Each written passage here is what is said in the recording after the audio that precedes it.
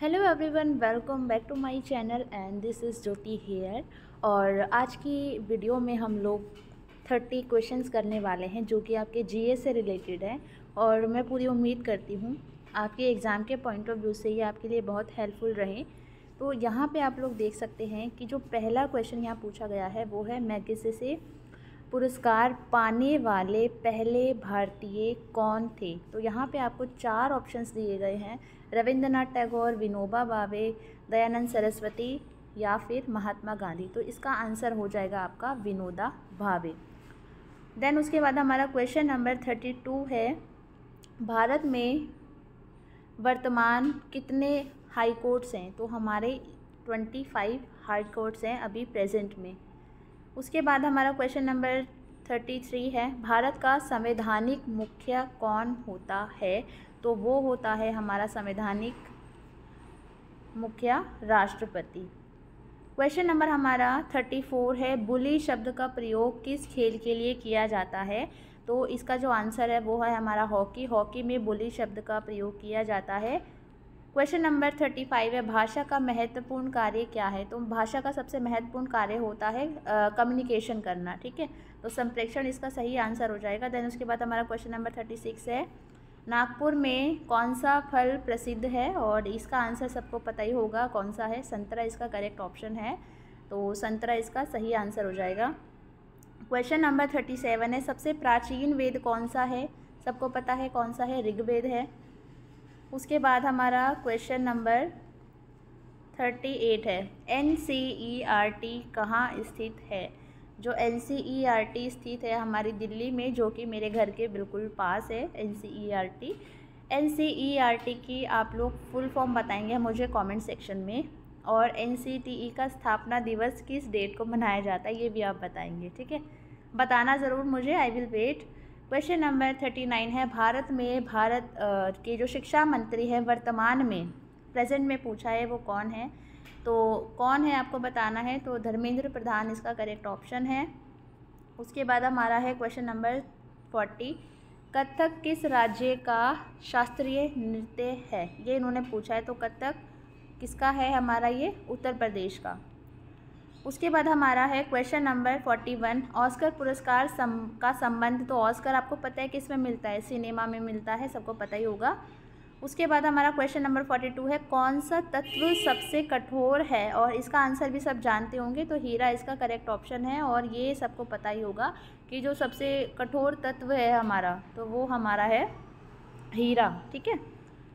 उसके बाद हमारा है question number 43, national mountain climbing day कब मनाया जाता है। ये आपको बताना है, 1 अगस्त, 2 अगस्त, 3 अगस्त या फिर 4 अगस्त। तो इसका जो करेक्ट ऑप्शन है वो है हमारा 1 अगस्त। तो जो नेशनल माउंटेन क्लाइंबिंग डे है वो 1 अगस्त को मनाया जाता है। क्वेश्चन नंबर अगर हम 44 की बात करें, तो डूरंट कप जो है उसका संबंध किस खेल से है। तो इसका आंसर भी मुझे लगता है सबको पता ही होगा। तो इसका आंसर है फुटबॉल। फुटबॉल का जो है वो डूरंट कप जो है वो फुटबॉल में दिया जाता है। उसके बाद हमारा क्वेश्चन नंबर 45, उन्मेष और उत्कर्ष उत्सव का आयोजन कहाँ किया जा रहा है। तो ये करंट का एक क्वेश्चन मान सकते हैं हम इसको, और मान कह सकते हैं ही, क्योंकि किया जा रहा है इस तरीके से इन्होंने पूछा है। तो इसका जो हमारा आंसर हो जाएगा, इसका आंसर है हमारा भोपाल, ठीक है। तो ये करंट अफेयर के क्वेश्चन भी पूछ लिए जाते हैं बीच बीच में आपसे। तो आपको थोड़ा सा डे टू डे क्या चल रहा है तो आपको थोड़ा सा वो भी ध्यान रखना है। तो उन्मेष और उत्कर्ष उत्सव का आयोजन कहाँ किया जा रहा है। तो इसका आंसर जो आपका हो जाएगा हमारा भोपाल, ठीक है। अब हम अपने नेक्स्ट क्वेश्चन की ओर चलते हैं। हमारा नेक्स्ट क्वेश्चन है, कक्षा में विद्यार्थियों की रुचि बनाए रखने के लिए एक शिक्षक को उचित है। तो ये हमारा टीचिंग एप्टीट्यूड से रिलेटेड क्वेश्चन हो गया। तो इसका जो आंसर हो जाएगा वो हो जाएगा प्रश्न पूछना, ठीक है। तो ये थोड़ा सा मैं आपको यहाँ पे डिफाइन कर देती हूँ। प्रश्न पूछना कि कक्षा में विद्यार्थियों की रुचि बनाए रखने के लिए एक शिक्षक को क्या उचित है। तो देखो, वाद विवाद करवाओगे, जब डिबेट करवाते हो क्लास में, तो बच्चा रुचि लेगा, कुछ बच्चे लेंगे, कुछ बच्चे नहीं लेंगे। लेकिन श्याम पट का प्रयोग कर रहे हो तो वो तो आपको भी पता है, श्याम पट का उपयोग करते हो तो कितने बच्चे रुचि लेते हैं। कहानी कहना is also good option, but ये रट लो आंसर। अगर ऑप्शन में आपका प्रश्न पूछना है तो प्रश्न पूछना सबसे सही उत्तर माना जाता है।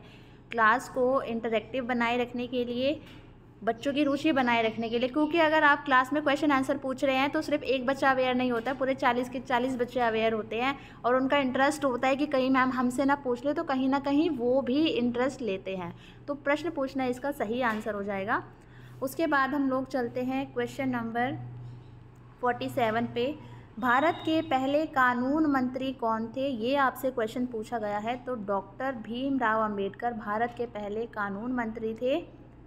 क्वेश्चन नंबर 48 है, दुनिया में सबसे बड़ा पक्षी कौन सा है, और इसका उत्तर सबको पता है, शुतुरमुर्ग, जो कि मैंने पहली बार देहरादून के ज़ू में देखे थे।